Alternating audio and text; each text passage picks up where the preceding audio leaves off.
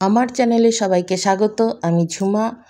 অনেক দিন পর তোমাদের সাথে আবার একটা রেসিপি নিয়ে চলে আসলাম। সেটা হলো পটল পোস্ত। পটলটাকে প্রথমে খোসা ছাড়িয়ে নিয়েছি, হালকা হালকা খোসা ছাড়িয়ে নিয়ে তারপরে ওটাকে ফুটো করে দিয়েছি, যাতে তেলের মধ্যে দিলে পরে ফেটে না যায়। তেলটা তাহলে গায়ে লাগবে, গরম তেল। আর একটা পেস্ট তৈরি করে নিয়েছি পোস্ত, কাজু বাদাম, কাঁচা লঙ্কা আর আদা দিয়ে। সেটা মিহি পেস্ট তৈরি করেছি। আর এখন পটলটাকে ভেজে নিচ্ছি। কেউ যদি পটলটাকে ভাবো যে সিদ্ধ করে নিয়ে তারপরে ভাজবে, সেটাও করতে পারো। আর আমার হাতে আজকে সময় কম ছিল, তার জন্য আমি পটলটাকে ভেজেই রান্না করছি।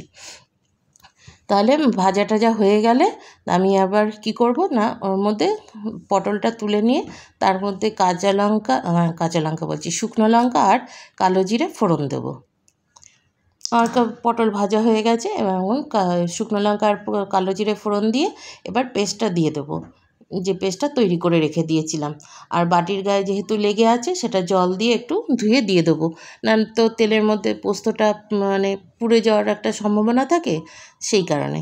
তাহলে আমার দেখো, আমি বাটি দিয়ে জলটা ঢেলে দিয়েছি, তারপরে পরিমাণ মতন লবণ দিয়েছি। আর ঝালটা তোমরা যার যেটা ভালো, মানে কেউ যেটা ভালোবাসো সেরকম দেবে। আমরা যেহেতু ঝাল বেশি খাই, তাহলে আমরা ঝালটা বেশি দিয়েছি। মানে পেস্টের মধ্যে কাঁচা লঙ্কাটা বেশি দেওয়া হয়েছিল। আর হলুদ দিয়েছি, আর কাশ্মীরি লঙ্কার গুঁড়ো দিয়েছি।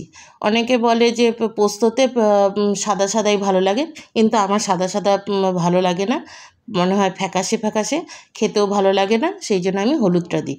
আমার মানে রঙিন জিনিস একটু ভালো লাগে, সেই জন্য। আর তোমরা যদি মনে করো যে হলুদ দেবে না, দেবে না।